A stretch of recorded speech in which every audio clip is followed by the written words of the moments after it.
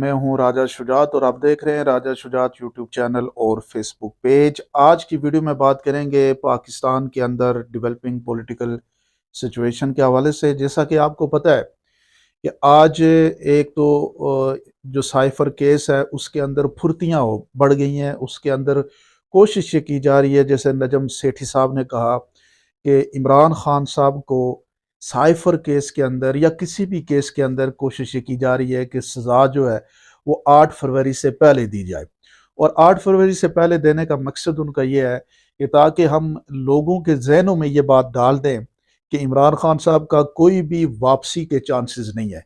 अब इनको ये बात नहीं समझ आ रही कि इमरान खान साहब के वापसी के चांसेस के लिए अभी पाकिस्तान की कौम नहीं लड़ रही। पाकिस्तान की कौम इस बात पे लड़ रही है कि इमरान खान साहब के साथ जो कुछ भी उनको निकालने के बाद अभी तक हुआ वो किसी सूरत में काबिल कबूल नहीं है। वो ना इखलाकियात में आता है, ना कानून में आता है, ना आइन में आता है।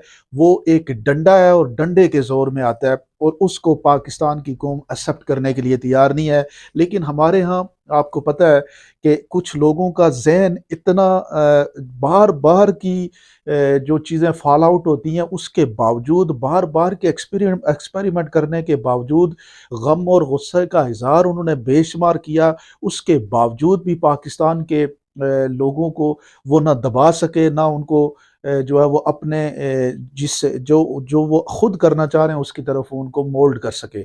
अब इनका जो आखिरी रिजॉर्ट है वो ये है कि क्योंकि अभी जो पाकिस्तान के अंदर माहौल है इनकी सोच से भी बढ़ गया है, क्योंकि चीज़ें उनके कंट्रोल से बाहर निकल गई हैं। कंट्रोल में इस तरह की आती भी नहीं, आप लोगों को कितना अरसा जो है भेड़ बकरियों की तरह बांध के रख सकते हैं।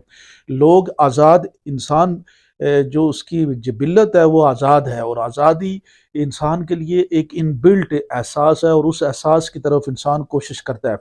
पाकिस्तान के अंदर जो कुछ अभी रिजीम चेंज के बाद और अभी तक जो एपिसोड हुए, जुल्म और ज़्यादती की इंतहा हुई, इस जुल्म और ज़्यादती की इंतहा के बावजूद लोग डरे नहीं, बिके नहीं, झुके नहीं, और वो बिल्कुल अपनी जगह पे स्टैंड कर रहे हैं।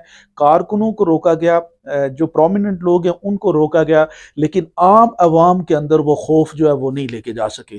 खौफ इसलिए नहीं जाता कि लोग सूझबूझ रखते हैं, समझ रखते हैं। लोग ये कहते हैं कि कसूर तो बताएं। लोग कहते हैं कि जिन लोगों ने पाकिस्तान को 40 सालों में पाकिस्तान के लिए कुछ नहीं किया, और जिस शख्स ने पाकिस्तान को ग्रोथ भी दी, पाकिस्तान का नाम भी बनाया, पाकिस्तान के अंदर एक गुड जेस्चर था उसके दौरे हुकूमत में, पाकिस्तान के अंदर एक लोगों को प्राइड फील होता था, पूरी दुनिया के अंदर पाकिस्तानी उसके साथ जुड़े हुए थे। पाकिस्तानी में किसी भी लीडर को इतना तारीखी रिस्पॉन्स इंटरनेशनली नहीं मिलता था जितना इमरान खान साहब को मिला। इंटरनेशनल एक्सपोजर पाकिस्तान का बढ़ रहा था और एक ये रिस्पेक्ट थी पाकिस्तान की 3 सालों के अंदर।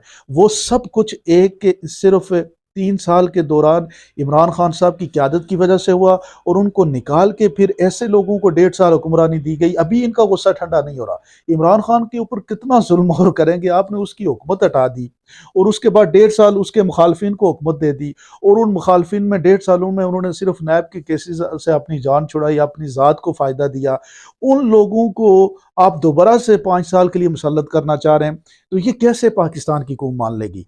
और एक साइड पे एक ऐसी जमात है जिसके मुखालफिन जो हैं, आप देखें कि सनम जावेद वर्सेस मरियम नवाज शरीफ, और सनम जावेद जेल में, शहबाज शरीफ वर्सेस जो है वो हमजा शहबाज वर्सेस आलिया हमजा जेल में।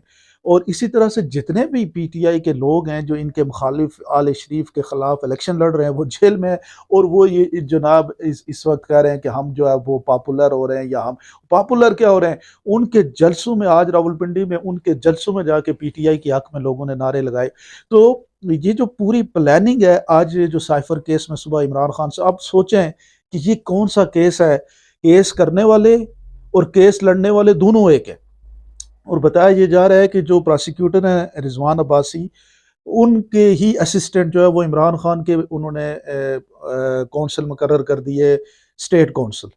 आप सोचे कि इस तरह का कोई केस होता है, ये जुल्म करना आपने, ये ज्यादती करनी है। यानी इमरान खान साहब को फांसी की सजा सुना दें या उम्र कैद की सजा सुनाएं ताकि पाकिस्तान के अंदर एक एक जो है वो रिएक्शन पैदा हो, और उस रिएक्शन के सूरत हाल में कोई लॉ एंड ऑर्डर की सिचुएशन पैदा हो, और फिर जो है पाकिस्तानी जो है बाहर निकले और कोई उनसे कोई ऐसा काम सरजद हो जिसको बुनियाद बना के इलेक्शन को डिले किया जाए, ये भी एक प्लानिंग हो सकती है। लेकिन पाकिस्तानियों, आपने अगले 2 हफ्ते बड़े सोच समझ के निकलना है। कल का एक दिन है डिमॉन्स्ट्रेशन का, आप कल बाहर निकलें, पुरअमन तरीके से निकल के आप अपनी पॉलिटिकल रैली करें, आप अपनी जोश और जज्बे को इजहार करें, और 8 तारीख को इलेक्शन वाले दिन आप जाके इलेक्शन के अंदर वोट कास्ट करें, मैक्सिमम लोगों की कास्ट वोट कास्ट कराएं, ताकि ये जो कन्फ्यूजन क्रिएट करें ना पीटीआई के लोग, इधर से उधर हो जाएंगे, कोई कहीं पे भी नहीं जाएगा।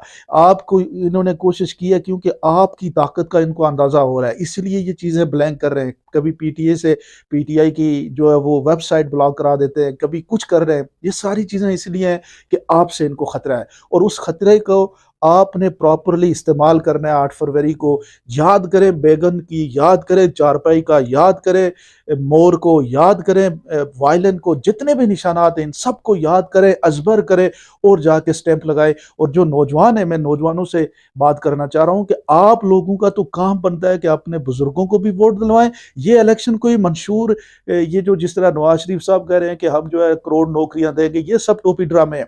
जो बिलावल भुट्टो साहब कह रहे हैं कि 300 यूनिट बिजली फ्री देंगे, ये सब एक रवायती बातें हैं। इस वक्त मंशूर ये है, एक ही मंशूर है, गुलामी ना मंजूर, वोट जुल्म का बदला वोट से, जबर का बदला वोट से, जबरी जो है प्रेस कॉन्फ्रेंसों का बदला वोट से।